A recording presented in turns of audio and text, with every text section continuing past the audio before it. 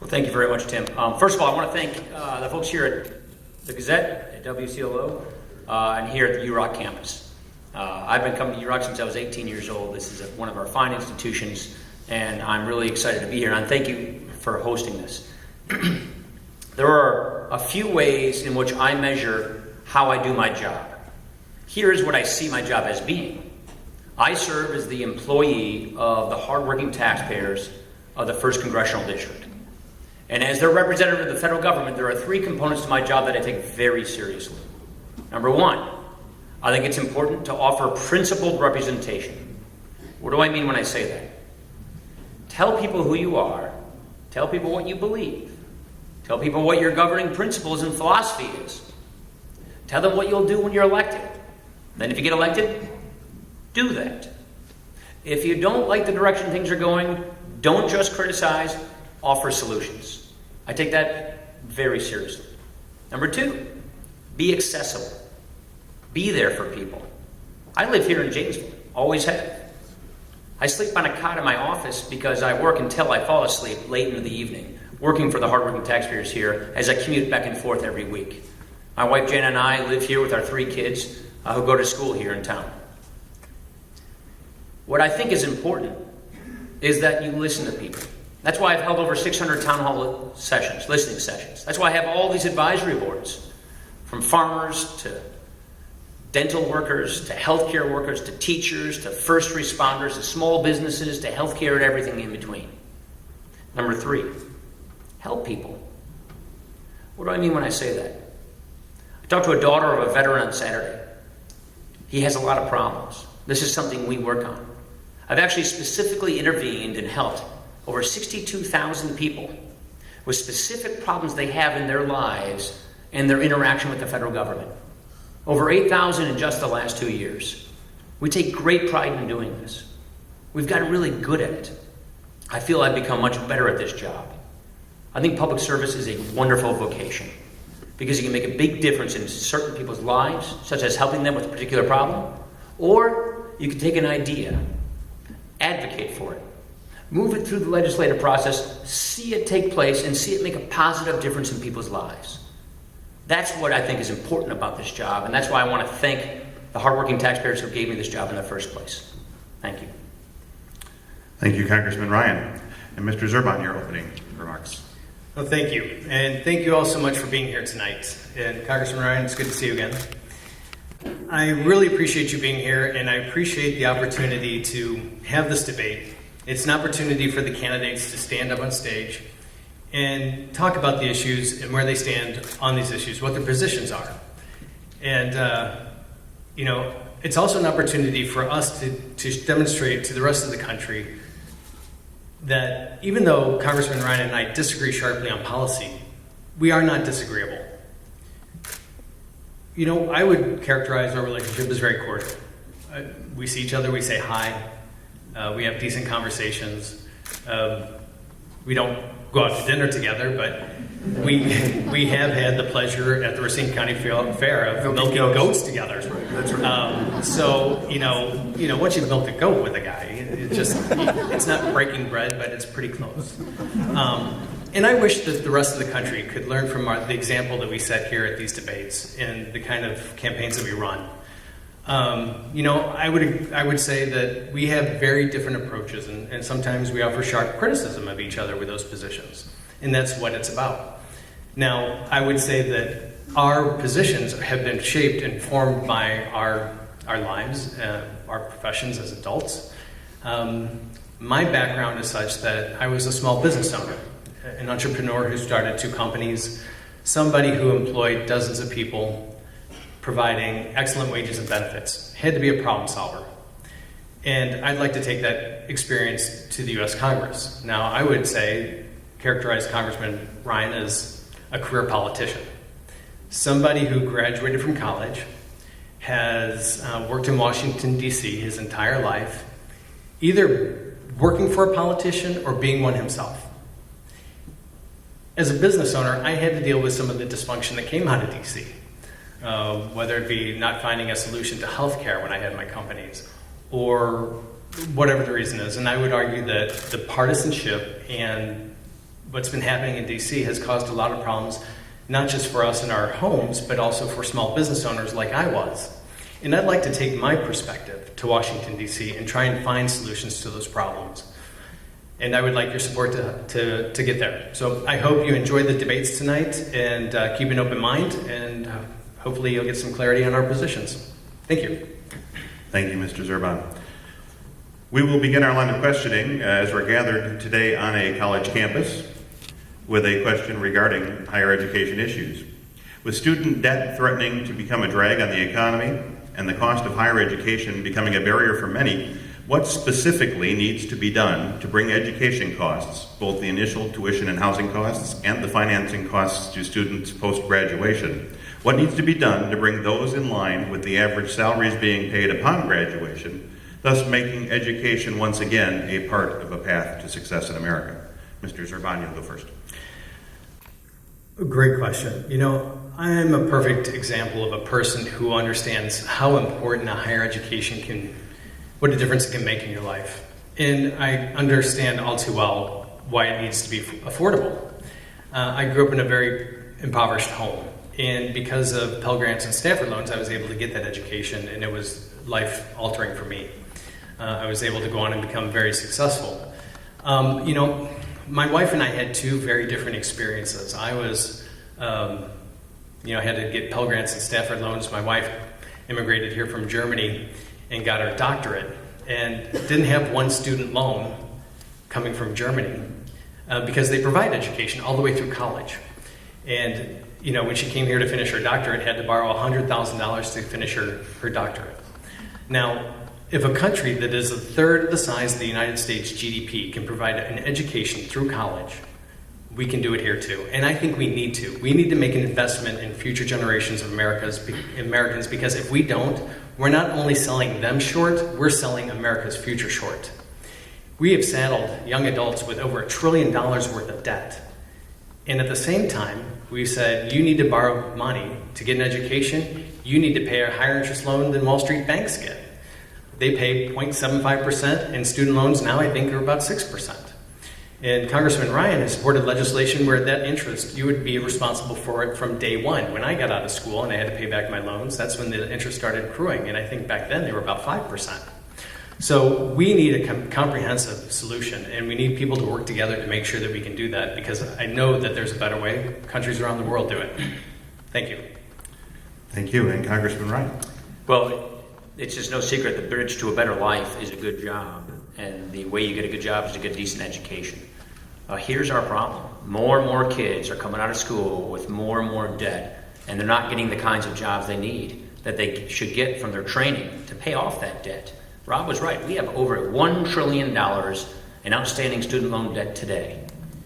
The federal government, I think, is a part of this problem. I think the federal government, in many ways, is actually facilitating tuition inflation.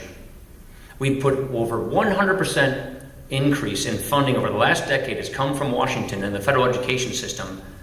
And tuition inflation, partly as a result, has gone up 5.2% above and beyond inflation. The government nationalized the student loan industry as part of the Affordable Care Act. I got my loans from Great Lakes Higher Education up in Madison. I worked 3 jobs after college to pay back those loans. Waited tables, worked at a gym, worked on a committee. You know, what I learned was if you can actually, get a good loan, get a decent education, you can make a bigger difference in your life. That what kids are learning today is borrow, borrow, borrow, and then in a slow economy we have today, they're not getting those kinds of jobs. So we have to go at the root cause of tuition inflation. I put out some proposals on that just this last July. We need to bring more transparency. What kind of education do you get from this tuition? What's the placement rate of the jobs? We don't even have those kinds of metrics. And the one thing I learned growing up, living here in Janesville, a friend of mine, just my neighbor, lost his job at Lear. A lot of our friends lost their jobs at the plant.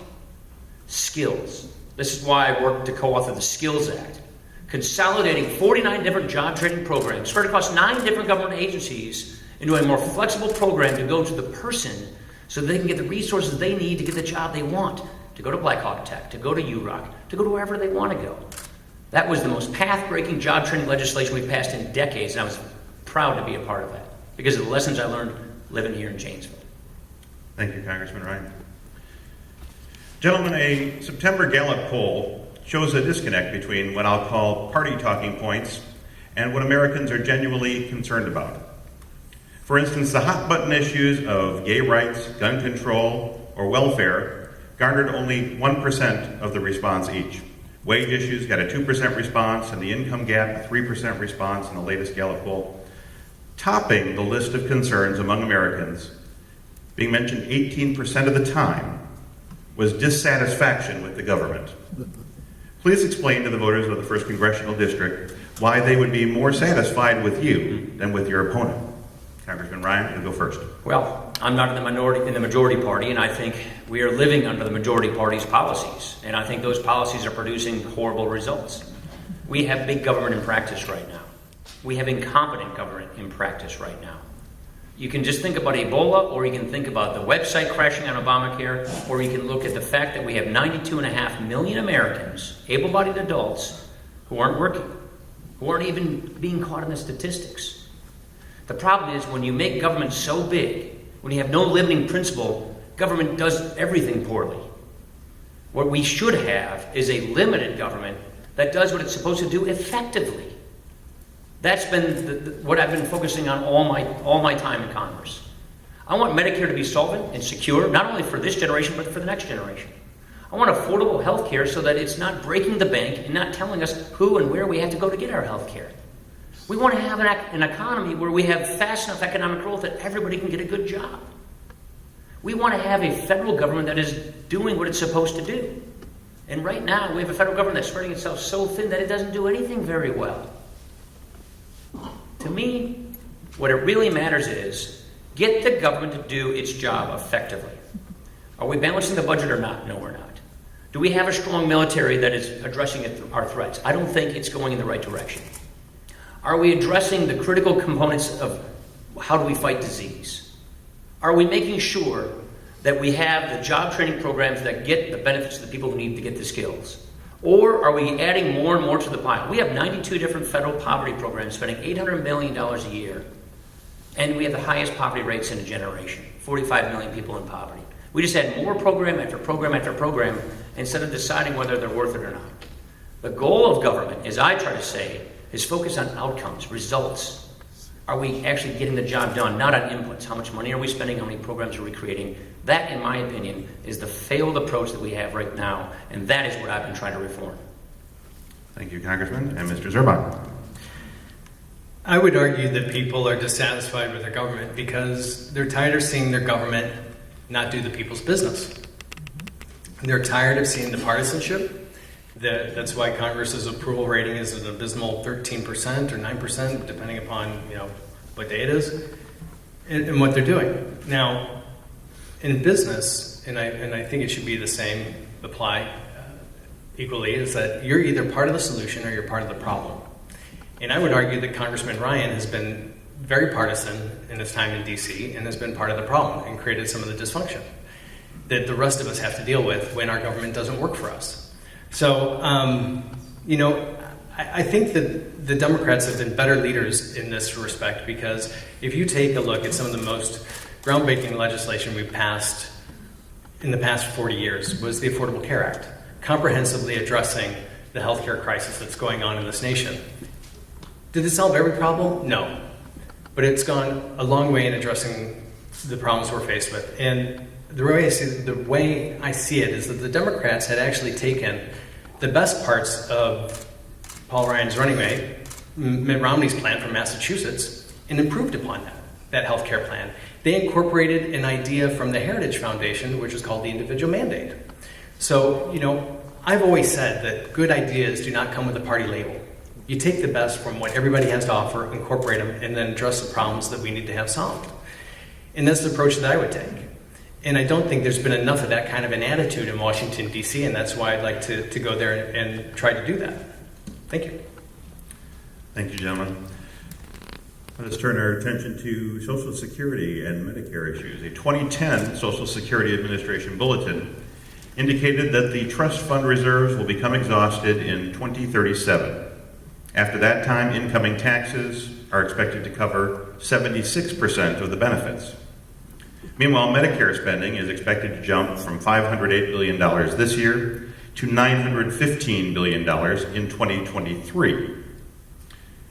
I will likely be eligible for Medicare 7 years after the spending hits that $915 mark, and I'll have 7 years to go before expecting a Social Security check. Gentlemen, should I expect to see either benefit, and if so, how does America pay for them? Mr. Zerban, you'll go first. Yes, you should expect to see your check. Social Security is so important to so many Americans. It was created for the common good of the common person, to help keep senior citizens out of poverty after they retire. And it's worked extremely well. As things have changed, companies have gotten away from defined benefits. More and more people have relied upon Social Security for having a standard of living in their retirement age. So we need to make sure that it is solvent. And there are a couple things we can do that are common sense solutions. One of the things we can do is raise the cap on incomes above $113,000. This, to me, is just simple tax fairness. I've never understood why somebody who's earning more than $113,000 should pay less into Social Security than somebody who's earning under $113,000. And this, just scrapping the cap, gets us about 80% of the way there. There are other things that we can do. We can adjust the contribution that people are contributing to Social Security. I know that Congressman Ryan has proposed putting a portion of it into the stock market. Well, I don't think that's a good idea, in that we saw what happened with the Great Recession and how many people got hurt in the stock market.